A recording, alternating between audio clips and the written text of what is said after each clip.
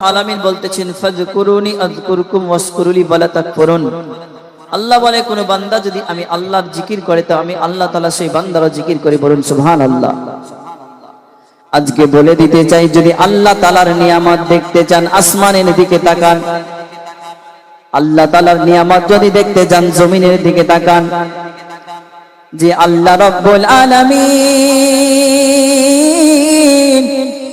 এত দুনিয়া সুন্দর সৃষ্টি বানাইলো, আল্লাহ রাব্বুল আলামিন এত সুন্দর নিয়ামত আমাদেরকে দিয়েছেন। আজকে যদি আল্লাহ তাআলার নিয়ামত দেখতে চান আসমানের দিকে তাকায়া তাকায়া দেখবেন আসমানের মধ্যে কত সুন্দর একটা চন্দ্র দিয়েছে। আল্লাহ তাআলার নিয়ামত যদি দেখতে চান আপনার দুনিয়ার মধ্যে পানির দিকে তাকান। আজকে আল্লাহ তাআলার নিয়ামত যদি দেখতে চান 18,000 মাখলুকাত আমার আল্লাহ বানাইলো, সবচাইতে সুন্দর বানাইলো মানুষ জাতিকে। আমার আল্লাহ রাব্বুল আলামিনের নিয়ামত যদি দেখতে চান আজকে জমিনের দিকে তাকান না, এই জমিনের মধ্যে কত সুন্দর সুন্দর আল্লাহ তাআলা ফল ফলা নদ নালা বানাইলো। ওগো মালিক, যে আল্লাহ তাআলার ইশারা ছাড়া কোনো কিছুই সম্ভব নয়। আল্লাহ তাআলার ইশারা ছাড়া গাড়ি ঘোড়া চলবে না, আল্লাহ তাআলার ইশারা ছাড়া একটা মানুষও চলাফেরা করতে পারবে না, আল্লাহ তাআলার ইশারা ছাড়া কোনো গাছপালা নদ নালা চলতে পারে না, আল্লাহ তাআলার ইশারা ছাড়া আমি চলাফেরা করতে পারবো না, আল্লাহ তাআলার ইশারা ছাড়া আমি কথা বলতে পারবো না। ওই মালিক যে আল্লাহ এত সুন্দর করে নিয়ামত দিয়েছে, আল্লাহ তাআলা কত সুন্দর করে দুনিয়া বানাইলো, এই দুই চোখ দিয়ে আমরা দেখেছি। আমার আল্লাহ রাব্বুল আলামিন আসমানটারে বানাইলো কত সুন্দর করিয়া। এই আসমান দেখলে আল্লাহ তাআলার শুকরিয়া আদায় করতে মন চাই। এত সুন্দর আসমান আমি কোনোদিন দেখি নাই। এই জমিনের দিকে তাকায়া দেখলাম কত সুন্দর জমিন, যেই জমিন আজ পর্যন্ত আমি কোনো জায়গার মধ্যে দেখি নাই। আজকে ফুলফলা নদ নালা কত সুন্দর পৃথিবী আমার আল্লাহ তাআলা বানিয়েছে। ওগো আল্লাহ, এত সুন্দর জিনিস বানাইলা, সমস্ত কিছু দেখলাম গো আল্লাহ তাআলা, দুই নয়ন দিয়ে তোমারে দেখতে পাইলাম না গো আল্লাহ। আজকে পাহাড়ে গিয়ে আপনার তালাশ করলাম কিন্তু আপনারে দেখতে পাইলাম না। আজকে আপনার আসমানে আপনার যেখানে সেখানে গিয়ে আপনার মসজিদের মধ্যে গিয়ে তালাশ করলাম কিন্তু আপনার দেখা পাইলাম না। ও রব্বুল আলামিন, এত সুন্দর দুনিয়া বানাইলা, না জানি আল্লাহ তাআলা আপনি কত সুন্দর হবেন। আজকে যে আল্লাহ তাআলা ছাড়া কোনো কিছুই সম্ভব হবে না। আজকে একটা মানুষের বিবাহ হয়েছে, আল্লাহ তাআলার কাছে কত কিছুই না চাই, আল্লাহ রাব্বুল আলামিনের কাছে একটা সন্তান চাই। যাদের সন্তান হয়েছে, যাদের সন্তানাদি না হয়েছে, কত সুন্দর সংসার করতেছে অনেক ঘরের মধ্যে, কারো সন্তান হয় না, আল্লাহ তাআলার কাছে চাই। ওগো আল্লাহ, আমারে যদি আজকে একটা সন্তান দিতা গো আল্লাহ, আমি মা জননী বড় খুশি হয়ে যেতাম গো আল্লাহ। আল্লাহ পাক কাউরে মালদার বানিয়েছেন, কত টাকা পয়সা দিয়েছেন, কারো আবার গরিব করে পাঠিয়েছেন। আল্লাহ তাআলা কারো 10টা সন্তান দিয়েছে, কারো একটাও দেয় নাই। ও আমার আল্লাহ রাব্বুল আলামিন বলে, বান্দা আমি আল্লাহ তাআলা তোমার কাছে কিছু চাই না। আমি আল্লাহ রাব্বুল আলামিন ফ্রিতে এত সুন্দর করে দুনিয়া বানাইলাম। আজকে যদি অক্সিজেন মাস্ক পড়তে যাও টাকা লাগে, আমি আল্লাহ তাআলা প্রতিদিনের তরে তোমার শ্বাস নিঃশ্বাস প্রশ্বাস দিই, যে কোনো আমি বিনিময়ে আল্লাহ তাআলা টাকা লই না। ওরে আমার বান্দা, আমি এত কিছু ফ্রি ফ্রি দান করলাম রে বান্দা, শুধুমাত্র একটাই কারণে, আমার আহলে বায়াতকে ভালোবাসবা, আমার আহলে বায়াতকে তোমরা ভালোবাসবে, আর আমি আল্লাহ তাআলাকে বেশি বেশি করে ইবাদত করবে, বলুন সুবহানাল্লাহ। আল্লাহ রাব্বুল আলামিন বলে, বান্দা গুনাহ করেছো চিন্তা নাই, আজকে তুমি অনেক বড় বড় গুনাহ করেছো চিন্তা নাই, পাহাড় পরিমাণ গুনাহ করেছো চিন্তা নাই, কিন্তু আমি আল্লাহ পাক তোমার গুনাহ যদি পাহাড় পরিমাণ হয়ে যায়, আমি আল্লাহ তাআলা আমার রহমত হলো আসমান থেকে জমিন পর্যন্ত, বলুন সুবহানাল্লাহ। নারে তাকবীর, নারে রিসালাত, মাসলাকে আলা হযরত, মাসলাকে আলা হযরত জনাব মাওলানা মুহাম্মদ উমর ফারুক রিজভী সাহেব। নারে তাকবীর, নারে রিসালাত। আল্লাহ রাব্বুল আলামিন বলে বান্দা গুনাহ করেছো চিন্তা নাই, তোমার গুনাহ যদি পাহাড় পরিমাণ হয়ে যায় কোনো চিন্তা নাই, আমি আল্লাহ পাক তোমার পাহাড় পরিমাণ গুনাহকে আমি আল্লাহ maaf করে দেব। কিভাবে? একটা আপনার ব্যক্তি গরিব মানুষ, যার ঘরে কোনো টাকা নাই পয়সা নাই, গ্রামের এক সাইডে বাড়ি, আপনার সুখে সংসার করতেছে, বাড়ির মধ্যে টাকা নাই, বিবি বারবার করে বলে প্রাণের স্বামী গো তোমার 3টা সন্তান হয়েছে কিন্তু পয়সা নাই, কোনো চিন্তা করবেন না গো প্রাণের স্বামী, আজকে আমার ঘরে পয়সা নাই কিন্তু তোমারে আমি ভালোবাসি। ওই লোকটা আপনার গ্রামে গঞ্জে ঘুরে যেতে বেড়াতে লাগলো, হঠাৎ করে এক যুবক ডাক দিয়ে বলে ওরে ভাই আজকে তোমার ঘরে টাকা নাই, আজকে তোমার ঘরে পয়সা নাই, আমি জেনে নিয়েছি, তবে শুনে নাও আজকে তোমারে আমি একটা কাজ দেব, যে কাজের বিনিময়ে অনেক পয়সা পেয়ে যাইবা। বলে কি কাজ বলো না, আমায় একটু বলো, আমার স্ত্রী আমার সঙ্গে সব সময় ঝামেলা করে। ও ভাই আমার শুনে নাও, আজকে তোমার কাছে টাকা নাই, আমার কাছে টাকা নাই, তবে শুনে নাও আমাদের তো বুদ্ধি আছে গো, গ্রামে গঞ্জে যত বড় বড় মানুষ, যত আমির মানুষ রয়েছে সবার বাড়িতে আমরা গিয়ে টাকা পয়সা চুরি করব এবং আমাদের বিবি সন্তানকে সুখে রাখবো। ও ভাই শুনে নাও, কালকে থেকে আমরা এমন ব্যবসা শুরু করে দেব, যাদের টাকা নাই তাদের ঘর থেকে আমরা টাকা চুরি করে নিজের সংসার চালাইবো। ওই লোকটা আপনার কিনা এমন করতে গ্রামে গঞ্জে চুরি করতে লেগেছে। হঠাৎ করে চুরি করতে করতে একদিন গ্রামের মধ্যে একজন মারা যায়, তিনি আপনার চলে গেলেন এক জায়গার মাঝে, তিনি দেখতেছেন দোকানের মধ্যে কাফন বিক্রি করা হয়, যে কাফনটার দাম আপনার অনেক বেশি। এ চোর মনে মনে চিন্তা করে হায় রে আজকে আমার ঘরে টাকা নাই, আমার ঘরে তো পয়সা নাই গো, একটা কাজ করলে হয় না নাকি, লোকের বাড়িতে চুরি না করে কবরের মধ্যে গিয়ে কাফন চুরি করে আমরা বিক্রি করব। ওই লোকটা আপনার মনে মনে এমন চিন্তা করতে করতে গোরস্থানের মধ্যে থেকে যখন মারা যায় মানুষ, তার কাফনটাকে চুরি করে আপনার বাজারের মধ্যে বিক্রি করে দেয়। হঠাৎ করে একদিন আপনার এই গ্রামের মধ্যে একটা মহিলা মারা গেছে, যেই মহিলাটা এত সুন্দরী, রাত্রি বেলায় দাফন করা হয়েছে, এমন তো অবস্থায় সে আপনার চোরটা দেখতেছেন ওই মহিলাটার দাফন হয়ে গেছে। চোরটা এক পা দুপা করে গভীর রাত্রি বেলাতে আপনার ওই গোরস্থানের মধ্যে আপনার চলে গেছে, কবরের মাটিগুলা সরায়া সরায়া সরায়া সরায়া বাসগুলা আপনার সরায়া দিয়া দেখতেছেন মহিলার কাফনটা আপনার একটা একটা করে খুলতেছে। হায় রে আমার যুবক,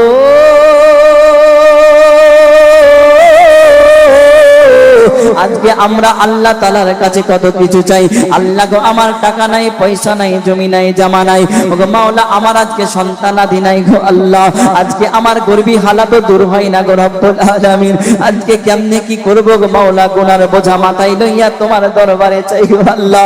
আমার আল্লাহ বলে বান্দারে তুমি যত গুনাহ করেছো করে নাও, আমি আল্লাহ তাআলার জন্য যদি এক ফোঁটা চোখের পানি ছেড়ে ছেড়ে কান্দো, আমি আল্লাহ তাআলা তোমার জীবনের গুনাহগুলোকে maaf করে দেব। বলুন সুবহানাল্লাহ।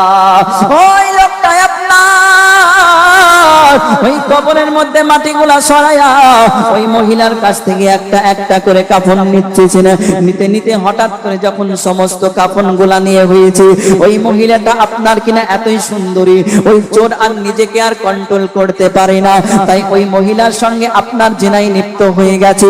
ওগো আল্লাহ আমি কি করলাম? ওই মহিলা ডাক দিয়ে বলতেছে ও মানুষ শুনে না, আজকে সুন্দরী মহিলা আমার আজ পর্যন্ত কোনো বাদাম দেখে নাই, কোনো ছেলে আমার শরীর দেখে নাই, কোনো ছেলে আমার চেহারাটা দেখে নাই, আজকে তুমি সমস্ত কবরবাসীর সামনে আমার সঙ্গে কেমনে এমন কাজ করলা? ওরে আল্লাহর বান্দা, আমি তোমারে হাসরের ময়দানে ছাড়বো না, আমি বান্দা, আমি আল্লাহর বান্দি, তোমার বিচার করব হাসরের ময়দানে। যেই মাত্র এমন কথা বলে দিয়েছে, ওই চোরের বুকের মধ্যে আপনার ধড়পড় শুরু হয়ে গেছে। আয় আল্লাহ, আমি কি থেকে কি করে ফেললাম গো আল্লাহ। আমার আল্লাহ রাব্বুল আলামিনের কাছে আপনার কান্না করতে আরম্ভ করে দেয়, কিন্তু লোকটার মনে কোনো শান্তি আসে না।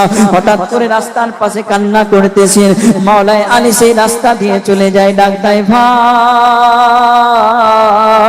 কারণ চোখের পানি ছেড়ে ছেড়ে কান্দো গো ভাইয়া। ভাইয়া বলে মাওলানা আলী বড় গুনাহগার, আমি বড় গুনাহ করে ফেলেছি, আমার আল্লাহ আমার গুনাহ মনে হয় ক্ষমা করবেন না। মাওলানা আলী বলে ও আমার ভাই,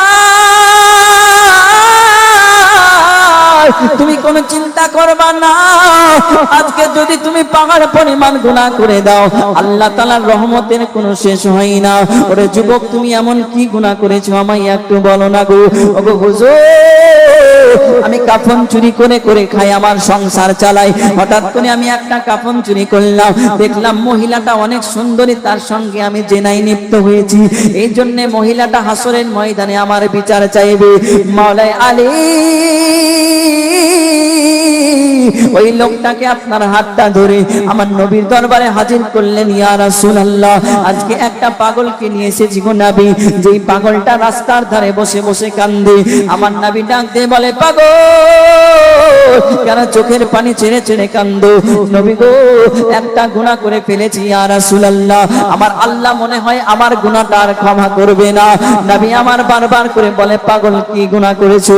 নবী গো, একটা গুনাহ করে ফেলেছি ইয়া রাসূলুল্লাহ, আমি বড় গরিব মানুষ, গ্রামের এক সাইডে আমার বাড়ি, আমি চুরি করে করে আমার সংসারটা চালাই। ও ইয়া রাসূলুল্লাহ, আমি বড় গুনাহগার, আপনার সামনে বলতে লজ্জা লাগে গো নবী, তবু আপনার সামনে বলতে চাই গো ইয়া রাসূলুল্লাহ, কারণ আমার মনের মধ্যে শান্তি পাই না গো নবী। আমি একদিন কাফন চুরি করতে গেলাম কবরের মাঝে, কাফনটা সরাইয়া দেখলাম একটা সুন্দরী মহিলা। নবী গো, আমি নিজেকে আর কন্ট্রোল করতে পারি নাই গো নবী, তার সঙ্গে আমি জেনায় লিপ্ত হয়ে গেলাম। ওই মেয়েটা ডাক দিয়ে বলল, আল্লাহর বান্দারে, আজকে তুমি আমার সঙ্গে জেনা করেছো, তোমার বিচারটা আমি হাসরের ময়দানে করব। বলুন সুবহানাল্লাহ। নবী গো, আজকে এমন কথা বলে দিয়েছি ইয়া রাসূলুল্লাহ, আমি পাগল, আমার মনের মধ্যে কোনো শান্তি পেলাম না। আমার নবী ডাক দিয়ে বলতেছে, পাগল কান্না করো না, আমি নবী রাহমাতাল লিল আলামিন তোমার জন্য আছি।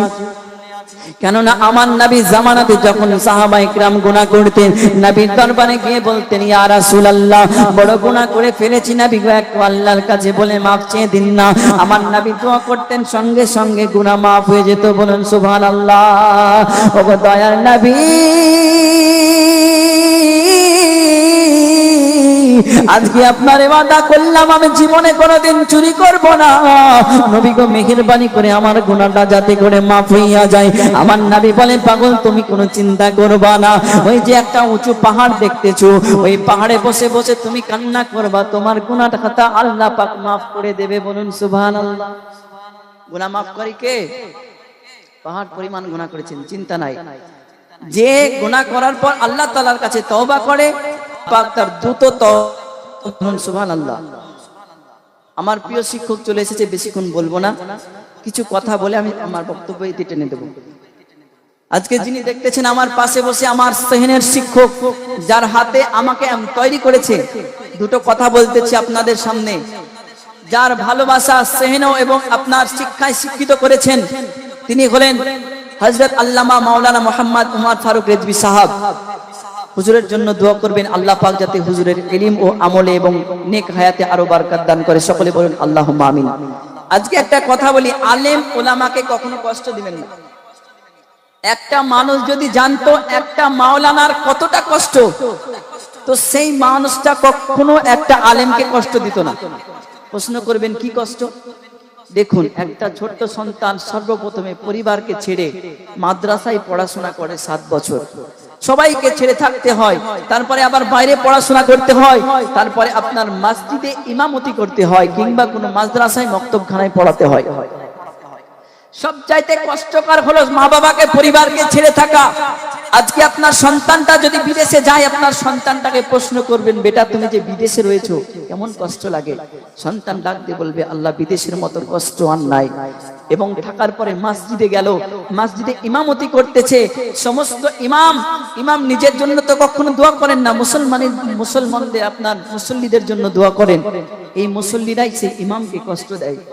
একজন ইমামের বেতন 7,000 টাকা, মসজিদে এসি লাগাচ্ছে, টাইলস লাগাচ্ছে, কত কিছুই লাগাচ্ছে। ওই মসজিদ হাসরের ময়দানে গিয়ে বলবে, আল্লাহ আমাকে গরিব করে রেখেছে। আল্লাহ ডাক দিয়ে বলবে, মসজিদ তোমার মধ্যে কি এসি ছিল না, টাইলস ছিল না, 2 তলা বানাইনি, 3 তলা বানাইনি? মসজিদ বলবে, আল্লাহ বানিয়েছিল সবই, কিন্তু ওগো রব্বুল আলামিন, আমার আসল খোরাক হলো মুসল্লি। বলুন সুবহানাল্লাহ। আজকে একটা ইমামের বেতন 7,000 টাকা করতেছেন, এবং সেই ইমামের কতটা কষ্ট, 24টা ঘন্টা ডিউটি করতেছে, মুসল্লিদের জন্য দোয়া করতেছেন, এবং সেই ইমামের যখন